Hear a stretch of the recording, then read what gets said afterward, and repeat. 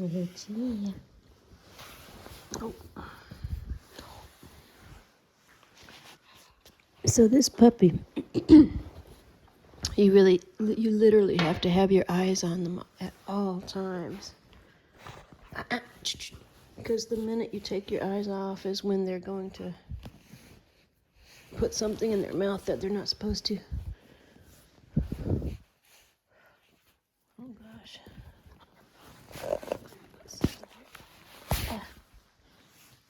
She's already tried several times to get my slippers and my shoes. So what I do is I tell her no, a firm no, and then give her something to replace whatever it is she's trying to chew on. Just like that. Yes, Lucia. Well, she's running around all morning. So I think she's starting to wind down, take her morning nap.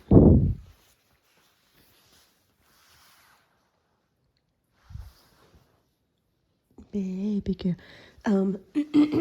So Ozzy's chewing on this little rawhide right there.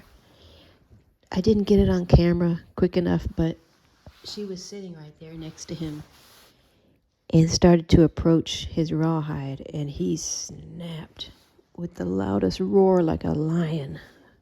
It had made me jump in my skin. You know, just to let her know. So he's asserting his alpha. She knows he's alpha. But yeah, he didn't hurt her. Just, you know, a very, very firm telling her, no, this is mine. And she got the message right away and backed off. So it's so interesting to see the natural pack behavior.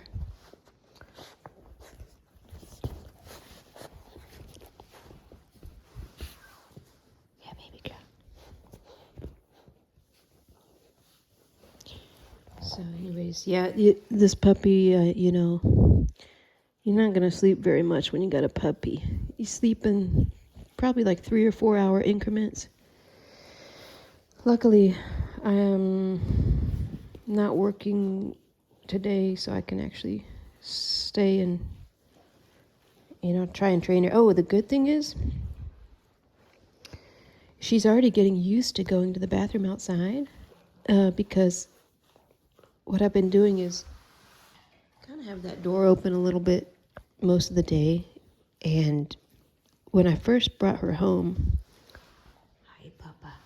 You remember that story?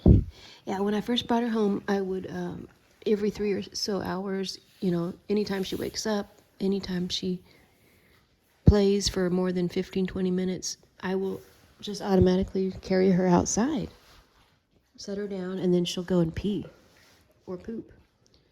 So that was beginning the habit of going outside.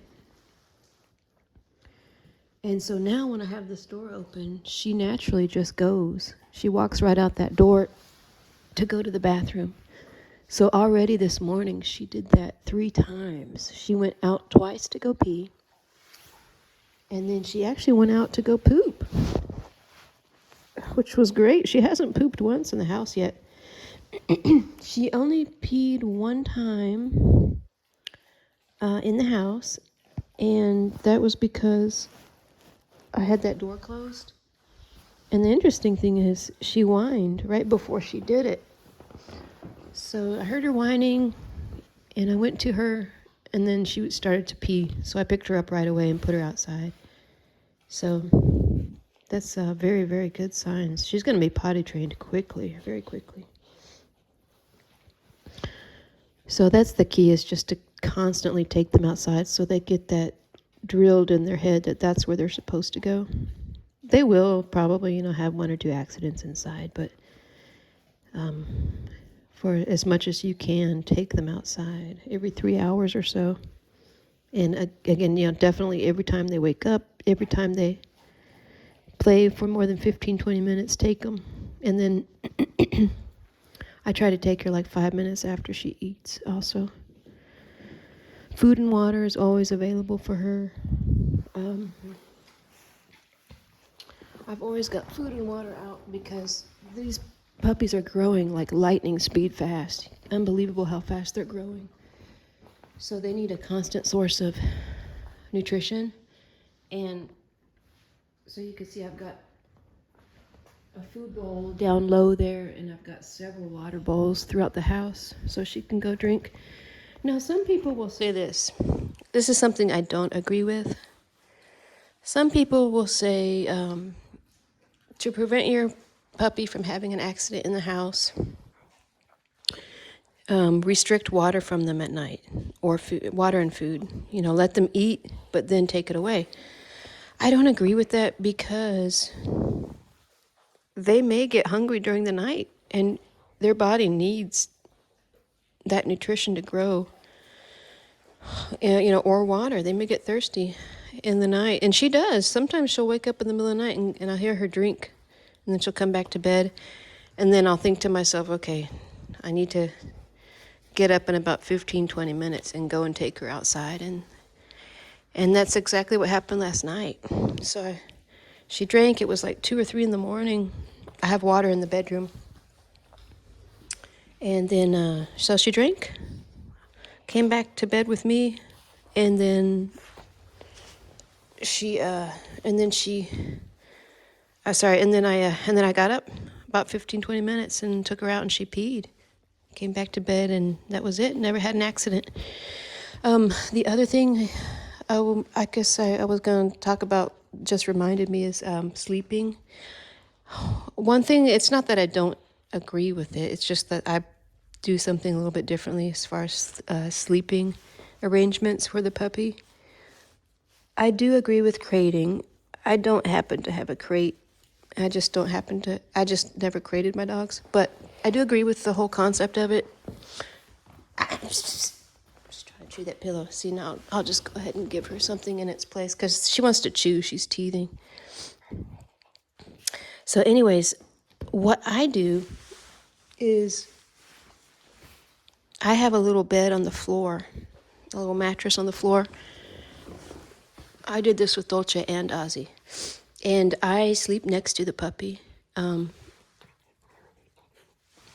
know some people have different theories on that, but I'm creating a strong bond. And, you know, she's just left her mother, her pack. And I don't want her to have any kind of anxiety. She hasn't cried once, of course, because she's next to me. You know, some people may say, well, that's going to create separation anxiety because then when you're not there, you know, she's used to you being there even more. So, but I found that not to be true with Dolce and Ozzy. I slept next to them probably for the first maybe 3-4 weeks. And then I transitioned back to my bed, and they were fine. They were totally fine. They sometimes don't sleep in the same room with me. I mean, Ozzy usually does, but Dolce, depending on if she's hot, she may not sleep in the same room. And they don't have separation anxiety. They really don't. I mean, nothing unhealthy. They don't like it when I leave, but I'm able to leave the house without them freaking out. So that's just how I do it. Not everyone's gonna agree with that.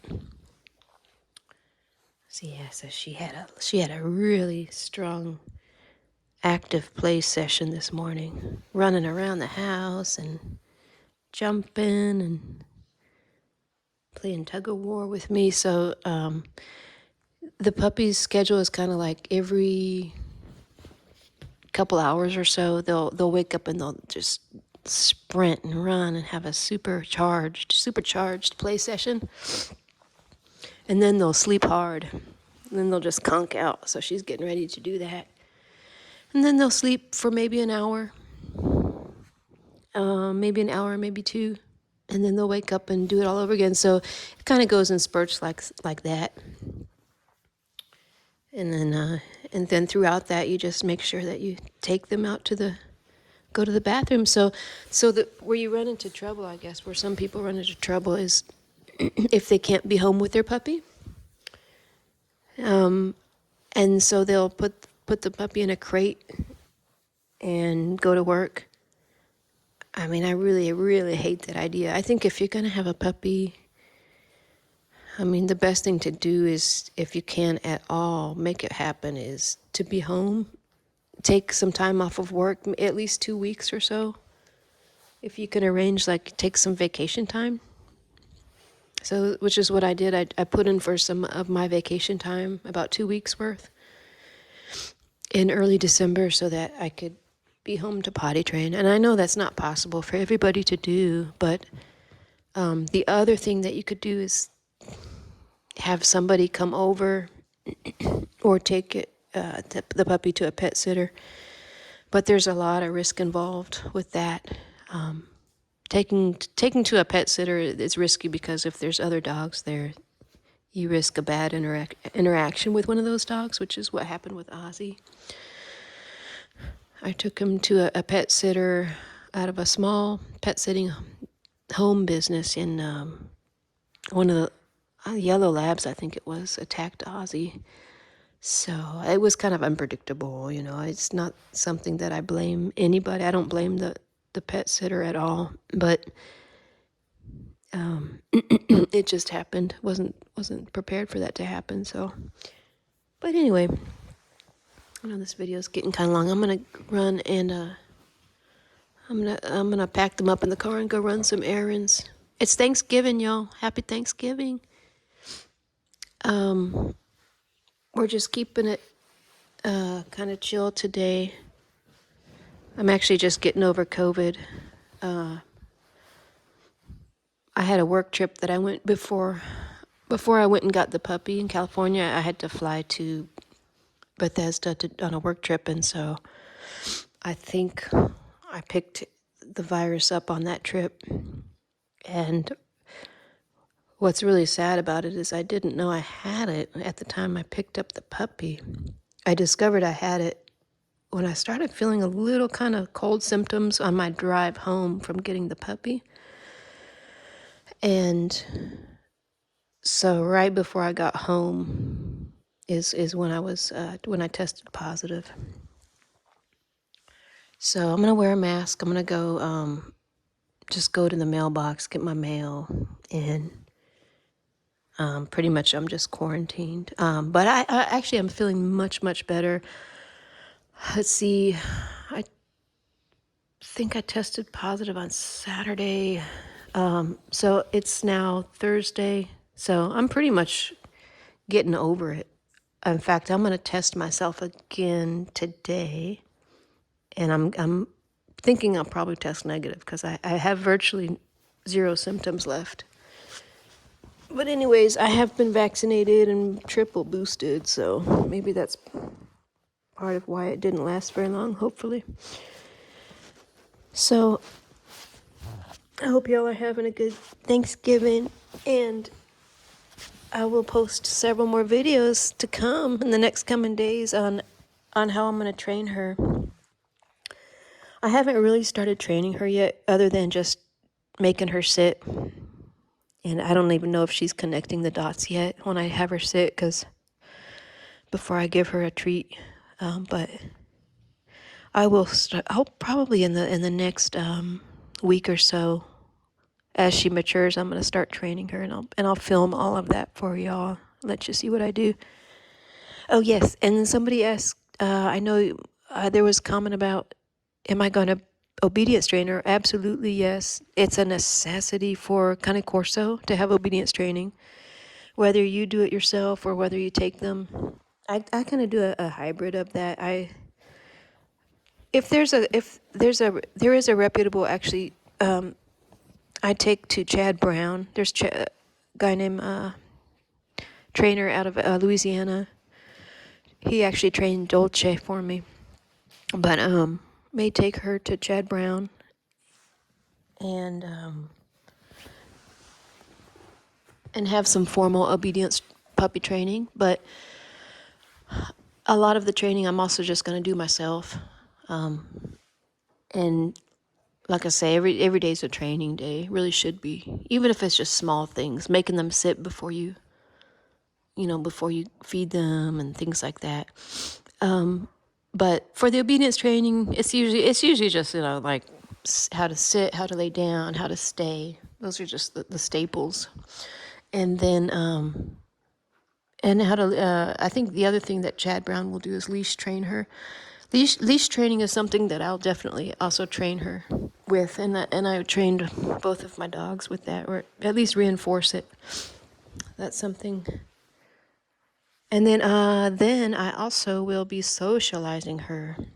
Now, the most important thing to mention though with that is that she has to be fully vaccinated, completed all of her parvo. Most importantly, because parvo is pretty ubiquitous out there in the environment, and she can pick it up easily, and it's deadly. It can be very deadly for a puppy. And so I'll make sure she's completely vaccinated, and then I'll start taking her out in public, like to Home Depot, and get that good socialization. All right, y'all. Well, I know it's getting kind of long, so I'll let y'all go, and I'll see you on the next one. Say bye, guys. He's ready for his breakfast. Say bye, baby girl. Bye, y'all.